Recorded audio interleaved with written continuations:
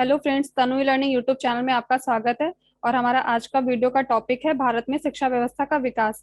इसके पहले की वीडियो में हम लोग वैदिक कालीन शिक्षा, मुस्लिम कालीन शिक्षा और बौद्ध कालीन शिक्षा के बारे में पढ़ चुके हैं। आज की वीडियो में हम लोग इसके आगे की शिक्षा व्यवस्था के बारे में पढ़ेंगे। हमारा आज का पहला क्वेश्चन है, लॉर्ड मैकाले ने विवरण पत्र कब प्रस्तुत किया? तो लॉर्ड मैकाले ने अपना विवरण पत्र 2 फरवरी 1835 में लॉर्ड विलियम बेंटिक के पास प्रस्तुत किया था। और लॉर्ड मैकाले ने एक सिद्धांत प्रतिपादित किया था जिसे निस्यंदन का सिद्धांत, छनाई का सिद्धांत या फिर छन्नीकरण का सिद्धांत भी कहा जाता है। और यह सिद्धांत क्या था? इस सिद्धांत के बारे में आप लोग ये जान लीजिए कि यहाँ पर मैकाले का मानना था कि उच्च वर्ग को शिक्षित किया जाना चाहिए और जो शिक्षा है वो उच्च वर्ग के लोगों को दी जानी चाहिए, जिससे कि उसकी आशा थी कि जब उच्च वर्ग के लोगों को शिक्षा दी जाएगी तो वो छन छन के निम्न वर्ग के लोगों के पास भी पहुंच जाएगी। और मैकाले ने इस बात को जब बोला तो उसका परिणाम ये हुआ कि जो शिक्षित वर्ग और जनसाधारण वर्ग था उसके बीच में एक गैप उत्पन्न हो गया, एक खाई सी बन गई। तो यहाँ पर निस्यंदन के सिद्धांत में यही बात कही गई है। और आपसे यहाँ पर एक क्वेश्चन ये भी पूछा जाता है कि कलकत्ता मेडिकल कॉलेज की स्थापना किसने की और कब की थी? तो ये की थी लॉर्ड विलियम बेंटिक ने सन 1835 में। तो आप लोग ये भी याद रख सकते हैं। हमारा नेक्स्ट क्वेश्चन है, वुड का घोषणा पत्र किस वर्ष आया? वुड का घोषणा पत्र सन 1854 में आया था। और इस घोषणा पत्र में वुड ने निस्यंदन छनाई के सिद्धांत को अस्वीकार किया था और जन शिक्षा के प्रसार पर बल दिया था कि हर एक को शिक्षा मिलनी चाहिए। तो उसने जन शिक्षा के प्रसार पर बल दिया था और निर्धन छात्रों को छात्रवृत्ति देने की सिफारिश भी की थी। और इसका उद्देश्य जो था, वुड के घोषणा पत्र का उद्देश्य था कि सबको नौकरी मिलनी चाहिए। तो यहाँ पर एक उद्देश्य हो गया था, वो सबका उद्देश्य नौकरी पाना ही हो गया था। देशभक्ति की भावना थी, उसमें कमी आ रही थी। तो ये उस समय वुड के घोषणा पत्र की कमी थी। वुड के घोषणा पत्र का जो लाभ हुआ वो ये हुआ था कि उस समय कलकत्ता, मद्रास और बम्बई में विश्वविद्यालय की स्थापना की गई। वुड के घोषणा पत्र में जो भाषाओं का माध्यम था वो भारतीय भाषाओं को और अंग्रेजी भाषा को स्वीकारा गया उसमें। तो आपसे क्वेश्चन पूछा भी जा सकता है कि वुड के घोषणा पत्र में किन भाषाओं को महत्वता दी गई थी? तो वो दी गई थी अंग्रेजी भाषा को और भारतीय भाषाओं को। और वुड के घोषणा पत्र को, जिसमें उसने जन शिक्षा के प्रसार पर बल दिया था, उसको श्री जेम्स ने शिक्षा का महाधिकार पत्र कहा था। तो अगर आपसे ये क्वेश्चन पूछता है कि शिक्षा का महाधिकार पत्र किसने कहा है वुड के घोषणा पत्र को, तो वो कहा था श्री जेम्स ने। और श्री बसु ने इसे भारतीय शिक्षा का शिलालेख बताया था और इसे भारतीय शिक्षा का मैग्ना कार्टा भी कहा जाता है। तो वुड के घोषणा पत्र को इन 3 नामों से भी जाना जाता है। तो आप लोग ये तीनों नाम याद रख सकते हैं। और ये मैं आपको बता चुकी हूँ कि उसमें जो शिक्षा का माध्यम था वो था अंग्रेजी तथा भारतीय भाषाएं। हमारा तीसरा पॉइंट है हंटर आयोग। हंटर आयोग को हम लोग भारतीय शिक्षा आयोग के नाम से भी जानते हैं और ये आया था सन 1882 में। तो आपसे क्वेश्चन ये भी पूछा जाता है कि हंटर आयोग को अन्य किस नाम से जानते हैं? तो आप लोग याद रखिएगा, हंटर आयोग को भारतीय शिक्षा आयोग के नाम से भी जाना जाता है और ये 1882 में आया था। हंटर आयोग पहला ऐसा आयोग था जिसने शिक्षा के समस्त क्षेत्रों पर प्रकाश डाला था, जैसे कि शिक्षा के प्राथमिक, माध्यमिक और उच्च शिक्षा, स्त्री शिक्षा के शिक्षा पर भी इसने प्रकाश डाला था और धार्मिक शिक्षाओं पर, आदिवासी और जो पहाड़ी क्षेत्रों में लोग रहते थे उनकी शिक्षा पर, हरिजन एवं पिछड़े वर्ग की शिक्षा पर और मुस्लिम शिक्षा पर, मतलब शिक्षा के हर क्षेत्र पर प्रकाश डाला था। ये पहला ऐसा आयोग था जिसने शिक्षा के हर क्षेत्र पर ध्यान दिया। और आयोग का ये कहना था कि माध्यमिक एवं उच्च शिक्षा पर ज्यादा ध्यान देने से हम लोग प्राथमिक शिक्षा की अवहेलना करते हैं, ये हंटर आयोग का मानना था। तो इसीलिए उसने शिक्षा के प्रत्येक क्षेत्र पर प्रकाश डाला। हमारा नेक्स्ट पॉइंट है, लॉर्ड कर्जन भारत का गवर्नर जनरल बनकर कब आया? तो लॉर्ड कर्जन भारत का गवर्नर जनरल बनकर 1899 में आया था और उसका जो कार्यकाल था वो था 1899 से 1905 तक। तो उसका टाइम पीरियड 1899 से 1905 तक रहा। और लॉर्ड कर्जन का मानना ये था कि शिक्षा में सुधार करके ही प्रशासन को सुधारा जा सकता है या फिर प्रशासन में सुधार किया जा सकता है।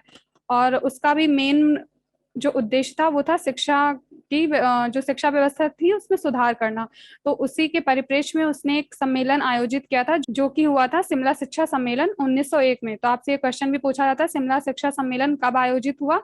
तो ये हुआ था 1901 में। और यहाँ पर लॉर्ड कर्जन का, जैसा कि मैंने बताया, उसका मानना था कि शिक्षा व्यवस्था में सुधार किया जाए। तो उसने अपनी इसी अवधारणा के कारण शिमला शिक्षा सम्मेलन का आयोजन किया और ये मैं प्रीवियस वीडियो में आपको बता भी चुकी हूँ कि ये सम्मेलन जो था ये गुप्त सम्मेलन था, जिसमें उसने भारतीयों को नहीं बुलाया था, और इस ये आयोजन लगभग 15 दिन तक चला और इसमें 150 प्रस्ताव पारित किए गए थे। शिमला शिक्षा सम्मेलन के पश्चात भारतीय विश्वविद्यालय आयोग पारित किया गया, जो कि था 1902 में, और इसके पश्चात लॉर्ड कर्जन की शिक्षा नीति आई 1904 में, जिसमें भारतीय विश्वविद्यालय अधिनियम 1904 में पारित हुआ। तो आप लोग ये ध्यान रखिएगा, अगर भारतीय विश्वविद्यालय आयोग पूछा जाता है तो वो था 1902, और अगर भारतीय विश्वविद्यालय अधिनियम कब पारित हुआ तो वो था 1904। इसमें आप लोग कंफ्यूज मत होइएगा, ये ध्यान रखना। हमारा नेक्स्ट पॉइंट है राधा कृष्णन आयोग। राधा कृष्णन आयोग 4 नवंबर 1948 में आया, और राधा कृष्णन आयोग ने ही यूजीसी के गठन का सुझाव दिया था। यूजीसी, जिसे हम लोग विश्वविद्यालय अनुदान आयोग के नाम से भी जानते हैं, और इसके बाद 1956 में यूजीसी को स्वतंत्र संस्था का दर्जा मिला, और इसी में 3 वर्ष के स्नातक मीन्स ग्रेजुएशन जो 3 वर्ष का होता है उसकी अनिवार्यता पर बल दिया गया था। हमारा नेक्स्ट पॉइंट है मुदालियर शिक्षा आयोग, या फिर हम लोग इसे माध्यमिक शिक्षा आयोग के नाम से भी जानते हैं। मुदालियर शिक्षा आयोग आया था 23 सितंबर 1952 में, और मुदालियर शिक्षा आयोग के जो अध्यक्ष थे वो थे डॉक्टर लक्ष्मी स्वामी मुदालियर, और इसके सचिव थे एन बसु। और डॉक्टर लक्ष्मी स्वामी मुदालियर मद्रास विश्वविद्यालय के कुलपति थे, और इन्हीं की अध्यक्षता में ही मुदालियर शिक्षा आयोग का गठन हुआ था। हमारा नेक्स्ट पॉइंट है कोठारी आयोग। कोठारी आयोग, जिसे हम लोग राष्ट्रीय शिक्षा आयोग के नाम से भी जानते हैं, कोठारी आयोग 1964 से 1966 के मध्य रहा, और कोठारी आयोग के अध्यक्ष थे डीएस कोठारी, डॉक्टर दौलत सिंह कोठारी। इनका पूरा नाम भी आपको दे सकते हैं, डॉक्टर दौलत सिंह कोठारी या फिर डीएस कोठारी। हमारा नेक्स्ट पॉइंट है आधुनिक शिक्षा का जन्मदाता किसे कहा जाता है। अगर आपसे क्वेश्चन पूछते हैं कि आधुनिक शिक्षा का जन्मदाता किसे कहा जाता है तो वो थे चार्ल्स ब्रांट। हमारा नेक्स्ट पॉइंट है अंग्रेजी शिक्षा का जन्मदाता किसे कहा जाता है। अंग्रेजी शिक्षा का जन्मदाता लॉर्ड मैकाले को कहा जाता है। हमारा नेक्स्ट पॉइंट है national council of educational research and training NCERT की स्थापना कब हुई। ये हुई थी 1961 में। हमारा नेक्स्ट पॉइंट है बेसिक शिक्षा अधिनियम बीईपी कब लाया गया। ये आया था 1972 में। हमारा नेक्स्ट पॉइंट है जिला बेसिक शिक्षा समिति,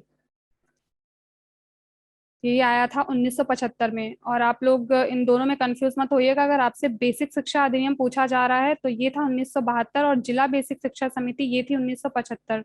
और ये क्वेश्चन आपसे पिछले जो पेपर हुआ है अभी उसमें ये क्वेश्चन पूछा भी गया है कि जिला बेसिक शिक्षा समिति की स्थापना कब हुई थी, और उसमें ऑप्शन में दिया भी गया था 1975। हमारा नेक्स्ट पॉइंट है शिक्षा को समवर्ती सूची में कब रखा गया। ये रखा गया था 1976 में।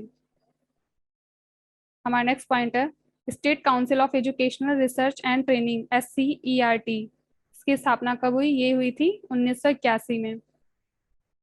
हमारा नेक्स्ट पॉइंट है NEP नेशनल एजुकेशन पॉलिसी। यहाँ पर मिसप्रिंट हो गया, ये न्यू एजुकेशन नहीं है, यहाँ पर नेशनल एजुकेशन पॉलिसी 1986।